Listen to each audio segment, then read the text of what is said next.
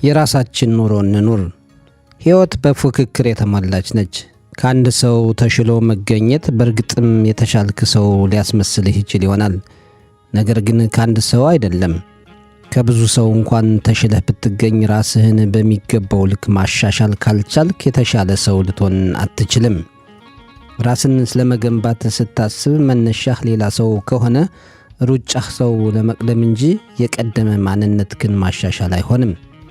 የሚያሳዝነው ነገር ደግሞ ልትቀድመው የምትሽቀዳደመውን ሰው በሚገባ አለማወቅህ ነው።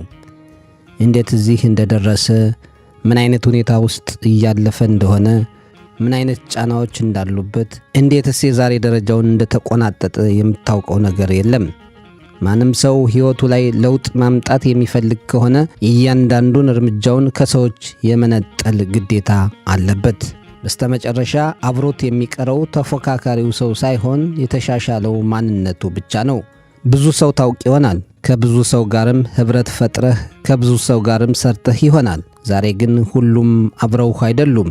ግማሹ አድጓል፣ ግማሹ አንተ ስታድግ እርሱ እዛው ቀርቷል። አብዛኛው የሕይወት ጉዞ የብቻ ጉዞ ነው። በዛም መሃል ብዙ የሚታለፉና ብዙ የሚያልፉን ነገሮች አሉ። አዎ ኑሮህን ኑር።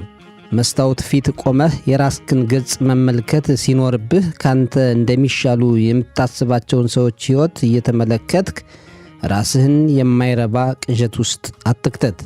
ምንም እንኳ ማኅበራዊ ሕይወት አስፈላጊ ቢሆንም ማኅበራዊ ቅናትና ፉክክር ግን አስፈላጊ ነገር አይደለም። ብዙ ሰው ጠልፎ የሚጥለውን እንቅፋት ከፊቱ አስቀምጦ በፍጥነት ይሮጣል። የውድቀቱ ምክንያት ራሱ ይሆናል። የውድቀቱ ጠባሳ ይኖራል። ሲሽቀዳደማቸው የነበሩ ሰዎች ግን የሆነ ጊዜ አይኖሩም።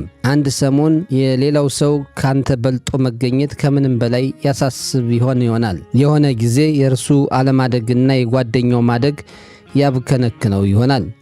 የሆነ ሰሞን ከሚያገኛቸው ሰዎች ሁሉ አንሶ መገኘት እንቅልፍ ይነሳው ነበር። በስተመጨረሻ ግን እነዚህ ሁሉ ሰዎች አጠገቡ አይደሉም። ብቻውን የሚቀረው እርሱና እርሱ ብቻ ነው። ጅማሬህ ከማንም ጋር ቢሆንም ፍጻሜህ ግን ከራስህ ጋር ብቻ ነው። ማንንም አይተህ አዲስ ነገር ብትጀምር የመጨረሻው ግብህ ብቻህን ውጤታማ መሆን ነው። ማንንም እንዲያግዝህ ብትጠይቅ ዋናውን ሥራ የምትሠራው ራስህ ነህ።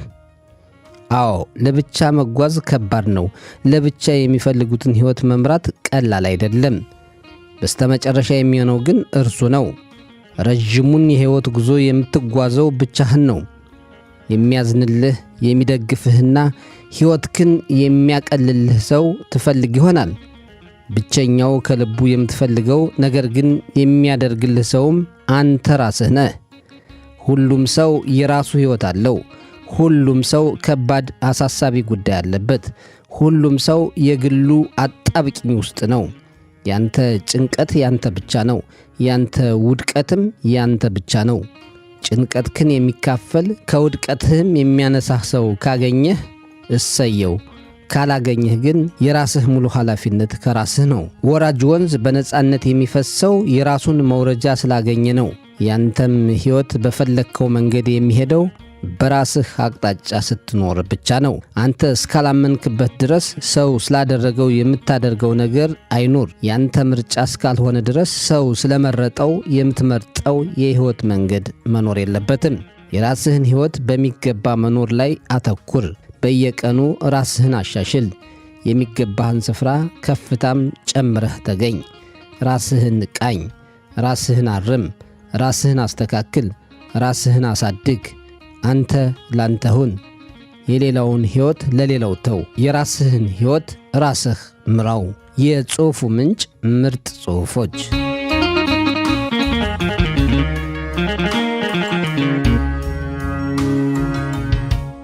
አድማጮቻችን ፕሮግራማችን እንደቀጠለ ነው። አሁን ለጠቅላላ እውቀት የሚሆኑ ጽሑፎች እናቀርባለን። የእንስሳት የእርግዝና ጊዜያት። ላም 9 ወር ነው የምታረግዘው። ፈረስ 11 ወር፣ ግመል ከ12 እስከ 13 ወራት፣ በግ 5 ወራት፣ ፍየል 5 ወራት፣ ውሻ 2 ወራት፣ ድመት 2 ወር፣ ዝሆን 22 ወራት፣ ቀጭኔ ከ14 እስከ 15 ወራት፣ አንበሳ 108 ቀናት፣ ነብር ከ92 እስከ 95 ቀናት፣ አይጥ ከ19 እስከ 21 ቀናት፣ ጥንቸል 1 ወር፣ ቀበሮ 52 ቀናት፣ የሌሊት ወፍ ከ50 እስከ 60 ቀናት፣ አህያ 12 ወር፣ ዶልፊን ከ10 እስከ 12 ወራት፣ አጋዘን ከ200 እስከ 220 ቀናት፣ ዝንጀሮ ከ4 እስከ 6 ወራት፣ ጦጣ ከ5 እስከ 7 ወራት የርግዝና ጊዜ እንዳላቸው ስናነብ ያገኘነው ጽሑፍ ይጠቁማል። የጽሑፉ ምንጫችን ምርጥ መጣጥፍ ነው።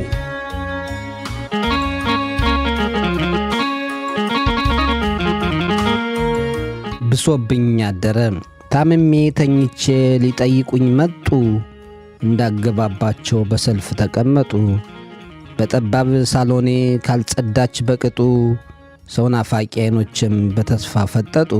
ግና ምን ያደርጋል በአሽሙር ስሌታቸው፣ በሐሜት ኮሚቴ በዘወትር ልምዳቸው እያንሾካሾኩ ክፋት እያወሩ በበሽታዬ ላይ በሽታን ጨመሩ። ሊሻለኝ የነበረው ብሶብኝ አደረ። ጠያቂ ባልኳቸው ቅስሜ ተሰበረ። ጠያቂ ባልኳቸው ቅስሜ ተሰበረ። ደራሲ ስንታየሁ ሀብታሙ።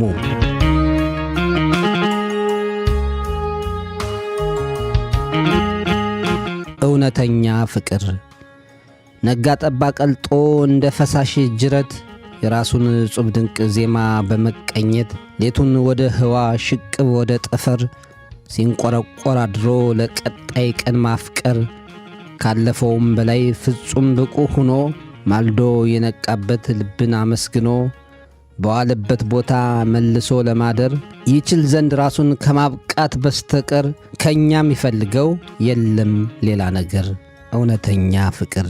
ደራሲ ጅላሉ ወርቁ።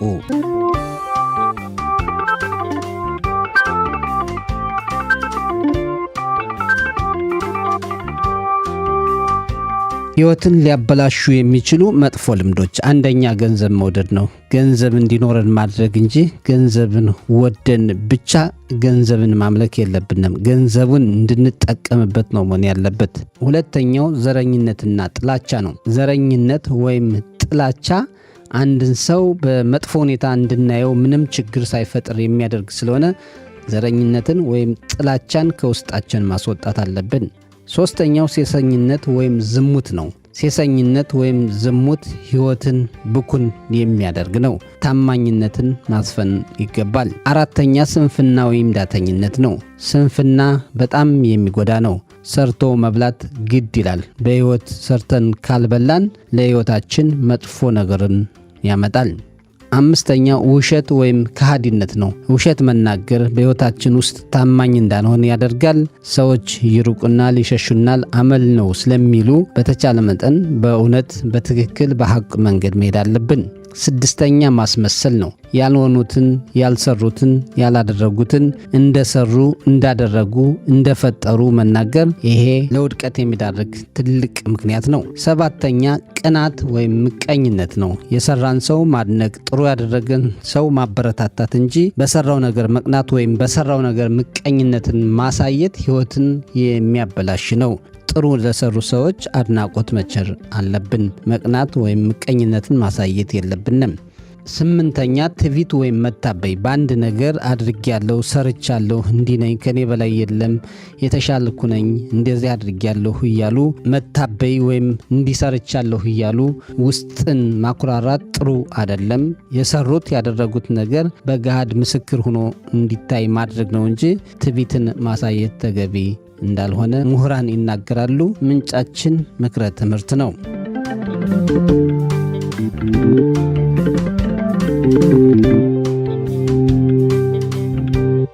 በከንፈርሽ በራፍ። የሞት ፍርድ የሚያሰጥ ሕይወት የሚያሳጣ የዕድሜ ልክ ሥርዓት ቅጣት የሚያስቀጣ ትእዛዝ አወረድኩኝ፣ አዋጅ አስነገርኩኝ።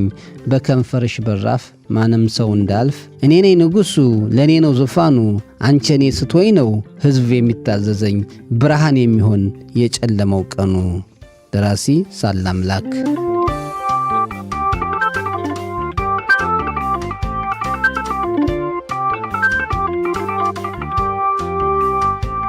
እውነት ይመስክሩ። ያቀፈኝ ክንድሽን፣ የቃኘኝ ዓይንሽን፣ ያወሳኝ ልብሽን፣ የሳምኩት ጉንጭሽን እስኪ ጠይቂያቸው ስለኔ ካወሩ ስትወጂኝ እንደኖርሽ እውነት ይመስክሩ። ስትወጂኝ እንደኖርሽ እውነት ይመስክሩ። ደራሲ ኢቤ ትንሹ።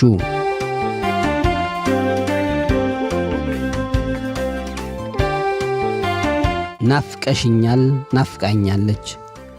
ዓይኗን ካየው ትንሽ ቆየው፣ ካቀፈችኝ ጊዜ አልፎታል። ከቅፏ ተለይቼ የኖርኩት ቀን አንዳች ነገር ጎድሎበታል።